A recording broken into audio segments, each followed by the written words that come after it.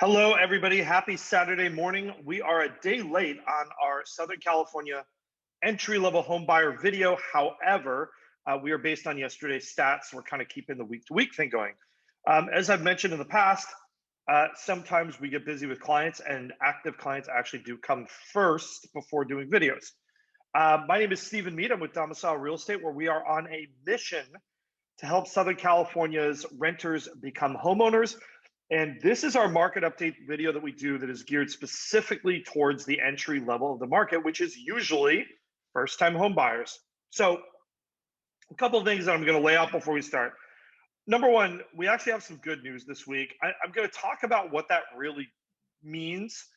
We've got good news on both kind of the pricing and the availability fronts, but they come with caveats. So I'm going to talk about that, and then at the end, I'm going to kind of introduce something. I'm hearing the term bubble thrown around a lot. I'm hearing it thrown around by colleagues on social media, but I'm also hearing it thrown around by people out there in the marketplace. So I'm going to talk a little bit about that and kind of do an intro for a project that we are working on. And I'll talk about that at the end of the video. So without further delay, let me go in and jump into the statistics for this week. So the first thing we're talking about here is prices. And I've said this a number of times, but I feel the need to add this little caveat here. And that is that this is based on prices that are 4 to 6 weeks old. And what do I mean by that? This is based on sold data. So that means if this is a property that's sold, they negotiated that contract because of escrow time periods. They negotiated that about 30 days ago. So what do we see when we look at this? And just as a reminder, our blue line here is entry-level single-family homes, 3-bedroom, 2-bath, and our red line is entry-level condos, 2-bedroom, 2-bath. We are looking at the first quarter prices. So, if the lowest price is at 0 and the highest price is at 100, we are a quarter of the way up in the prices, which I think is a great approximation, for people who are actually. Let me get this right here. That's a great approximation for people who are, in that entry level end of the spectrum. And what do we see here? We see for the most part that, the last 4 to 5 weeks look flat in prices. Now, remember, there's a caveat to this, and this is based on 4 to 6 weeks ago.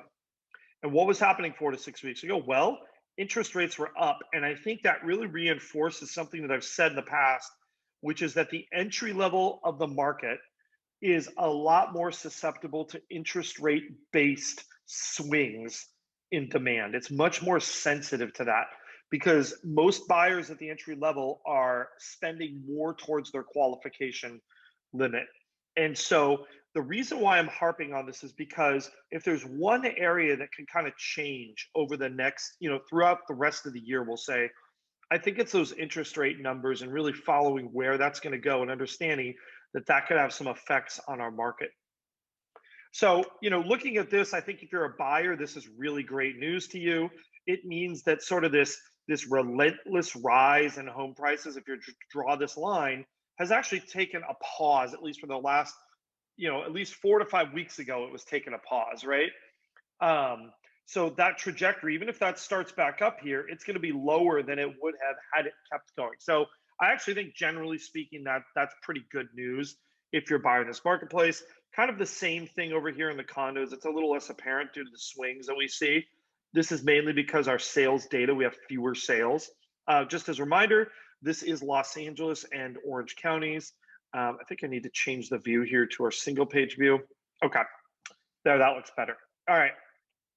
So if we're looking at our monthly payment, I think that's more good news. And I firmly believe, especially at the entry level of the market, that buyers make buying decisions based on their monthly payment. And that is really the primary factor. It's not the price they're paying for the house.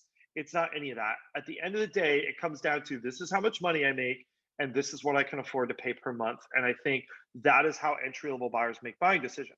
And if we look at that, we've got some great news. I mean, really, we took a pause, as you can see, and actually, we're at sort of some relative low points. I mean, we're not that much farther up than we were at the beginning of the year. Like if we go right here, I think we're at 3501, we're at 3755 in our single family home. That's really not that big of a change, despite what is the perception of a market that has gone nuts on prices. The reality is, from a payment perspective, buyers are still in a really good place, and I like where people are. Now, if we come back here to condos, it's really even a better story, and that's going to explain some things we have going on in the condo market. If we go back to our beginning of the year, we were 2759. We're at 2767. I mean, that is basically the same as the beginning of the year payments. And of course, just for fun, I like to see what income is required. And remember, I'm going to go back here real quick. This is based on 5% down. It includes mortgage insurance, taxes, etc. So, I mean, these are real numbers for real entry-level home buyers. It does assume that you have great credit, but I would say in the marketplace, that's quite a few. The buyers that we see do have great credit, and if you don't, there are ways that you can improve your credit. So if we're looking at our minimum household income required, this is how much income you need to show and prove in order to qualify for those payments using conventional financing. Here for our single family home, we are at a very healthy $91,952.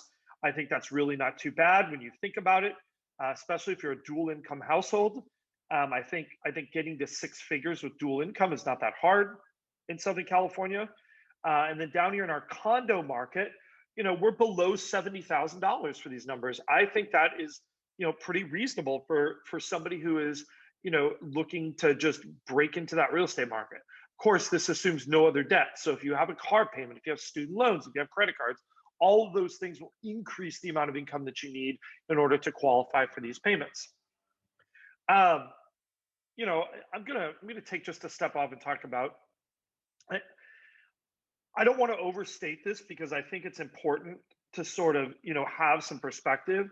But the reality is, I think we're in a very good place affordability wise. I know that is very counterintuitive when you look at the prices in the marketplace, but the reality is, from an affordability standpoint, this is far from the worst time we've ever been in.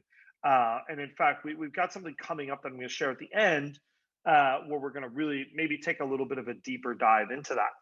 So now that we've talked about sort of the affordability, as you know, we like talking about affordability of housing as well as the availability of housing. And both of those are really important. I think affordability is what determines whether you want to buy a house, and availability determines whether you're actually able to do so.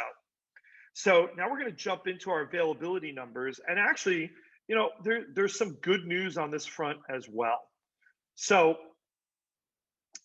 we've talked about kind of these benchmarks that anything over 80% is a very seller tilted market. Anything above 90 is just nuts. Well, the good news is we've actually seen both our condo and our entry level single family have dropped into the 80s. This is still an incredibly brisk market, but if you look back, there were worse weeks to be in the market to buy a house than this past week. And I think that's really important to understand. What I'm kind of fascinated by is that, maybe last year, the condo market really lagged in competitiveness. And, we've seen these numbers in condos be much closer to the single family. And I think the reason why is because that affordability spectrum, those affordability numbers for condos versus past, are very, very good. And I think buyers are sort of realizing that. And there are buyers that maybe, they wanted a single family, but that market is very competitive and they don't feel like they can get it. And they're saying, you know what? We like the payment numbers on condos. Let's go in that direction. So this is kind of our absorption rate. Again, this looks back over 14 days. We did this to try to smooth out some of this kind of push-pull phenomena in the market, where we get a bunch of new houses and then the next week they'd all get, brought under contract. We're trying to smooth this out and really get a better picture. I think this is a pretty accurate picture of how the market feels, which is not quite as competitive as it was last week. Here is our total inventory. And, this is really the place where, I'm going to talk about a couple things here. The first thing I'm going to talk about is, I mentioned that the condo market has gotten more competitive, and let's look at that relative to our single family homes. If we are looking at this relative to our single family homes, you can see that traditionally there have always been more condos than single family homes, right? And then that sort of changed when we got here and we noticed that these numbers really tightened up. And now we're actually at a point of inversion, meaning we have less condo availability than we do single family home availability. Now, there's an important caveat to these numbers. I still think we have more people who are looking for single family than looking for condos. So these are absolute numbers. We need to take a look at our weeks inventory to kind of gain some perspective on that. But what I think is really interesting here is we are also looking not only of these inverted, but this single family number. I mean, we are pretty much close to an all-time high for 2021 with the number of homes. Unfortunately, I don't think that high is a particularly high. You look at sort of where we were towards the end of last year, right? And I mean, we just had way more houses, like 50% more houses than we have now. So yeah, relatively speaking, we're right around 1,250 homes active between LA and Orange counties, which is our market study area. And realistically, we've been 100 and some houses below that most of the time. We've seen a slow rising in this inventory, which is typical in the spring, but not really the level of rising that we would have liked to have seen. I actually heard a statistic today that I think or yesterday, I was listening to a podcast, and in California, the number of homes that came on the market in March of this year, so March of 2021, was only 2% higher than the number of homes that came on the market in 2020. So versus lockdowns and a pandemic, we basically had the same number of homes hit the market in 2021. And I think that really kind of says everything you need to say. Sellers are not putting their homes on the market, and that is a big problem. And we're kind of waiting for that other shoe to drop. At what point do prices get where sellers are like, screw it, I'm out of here, we're putting up the house for sale, and I'm going to cash in my chips? And is that point even coming, or are sellers so worried about what they're going to buy next that they're just too afraid to act? And that's a really good question. I don't have an answer to that for you right now. So looking at our 14-day still active numbers, this is kind of an interesting one. This looks at everything that came on the market in the last 14 days, and it says how many are still in either coming soon or active status, meaning that they are listing agreements that have been signed, but the homes have not been scooped up yet. We see our entry-level home, that took a dive here. And for our entry-level condos, that actually went up. What does this tell me? This tells me that there might be a lot of coming soons in the condo space coming, like that maybe it's the condo buyers who are finally starting to say, hey, we love these prices. Maybe now we can upgrade to that house we've always wanted. We have some equity. Let's make it happen. So there might be some good news coming to the condo space in the next few weeks. That's kind of what this graph is telling me. Finally, we have kind of our final piece of good news that I'm going to talk about if you're a home buyer, and that is our week supply of homes. So one of the things that we do is we reference, our total inventory is an absolute number, just how many houses are out there. But our week supply of homes, what that does is that references it to how fast are the homes going into escrow. And if you look here, we moved up for both condos and our entry-level single-family homes. We moved up to 2.79, which is actually the highest number we have seen since the end of January. Still, a good amount lower than we were last year, right? Like, so still much more competitive than last fall, but absolutely kind of a better scenario than we've been in weeks past, right? Like, I mean, we've had a lot of weeks hovering in the 240s, 250s, 2.5, 2.4 weeks. Now we're close to 3 weeks of inventory. Our condo market really took a dive this spring as inventory got eaten up. When interest rates went up, it crested a little bit.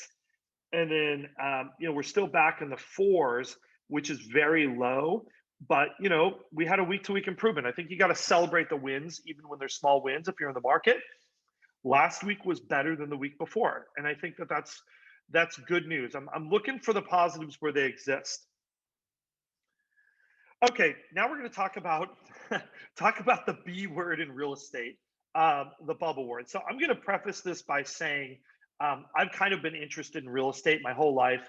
I have lived in I was born in California. I moved to the Midwest, and then I've lived in California continuously since 1989. So, I was here for the early 90s recession.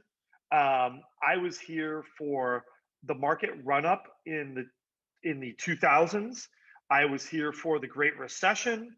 I've kind of been here for all of these things, and the bubble, the B word, gets talked about, and there's really two things that cause a bubble, and item number one is data, right? Like, and these are facts in the marketplace. Things like affordability, number of houses hitting the market. If you have all of a sudden you were to have a bunch of foreclosures hit the market, that would have an effect on the market, right? If interest rates go to the moon, if affordability goes way down, these are all things that are sort of factual things that affect the market. But there's something else, right, that has an effect on bubbles, and that is sort of perception in the marketplace. And I am hearing people talking about sort of bubble-like behavior, right? Because the market, we've had months of the market feeling like a circus, and I think that really takes a toll on people who are in the marketplace. If you're somebody sitting on the sidelines, right, watching the market, which is probably you if you're watching this video, you probably looked at this and just kind of been horrified, like in general, sort of like watching a train wreck happen in slow motion that there's nothing you can do about. And one thing I want to say is, all this talk has gotten us started. We're producing kind of a video special, and we've got special graphs, special charts, and we're going to kind of show you, this is what looks like. These are the things that point to maybe a bubble's happening, and these are the things pointing to there is no bubble happening. I'm a big believer in kind of exploring both sides of things. I think that's the right way to give real estate information and advice. Not just republish whatever the latest industry, there's no bubble news is. I think there are definitely some concerns in this market, especially on the psychological front. Though I will say this one thing. I was thinking about this morning, and I thought to myself, let's pretend tomorrow home prices were to slip 3%, right? Like, oh my gosh, market slowdown headlines, right? Demand has slowed. And I'm thinking, what would the market reaction be to that? Would the market reaction be A, oh my gosh, the market is slowing, nobody wants to buy a house anymore? Or would the market reaction be, hallelujah, finally my offers are going to get accepted? I'm inclined to actually think the latter at this current moment in time. So anyhow, this is coming soon. We're working on this. I think we'll have this up in the next week. I'm not sure if this is going to be a live video or not, because we might actually have to do kind of a bit of editing and things for this one. So kind of think of it, it's a special episode devoted to BubbleTalk. And I'm looking forward to making it. I'm looking forward to seeing the comments and reactions. So definitely keep an eye out for that on our YouTube channel. We'll post it up to Facebook as well. So I'll have that. And as always, thank you for watching. Don't forget to like, subscribe, hit the notification bell if you're watching this on YouTube. And we love your questions and comments. Of course, if you would like to get a hold of us, that information is also down below in the comments, or you can send us a direct message on whatever platform you are watching this on. We will see you next week. And yeah, we're looking forward to our BubbleTalk episode.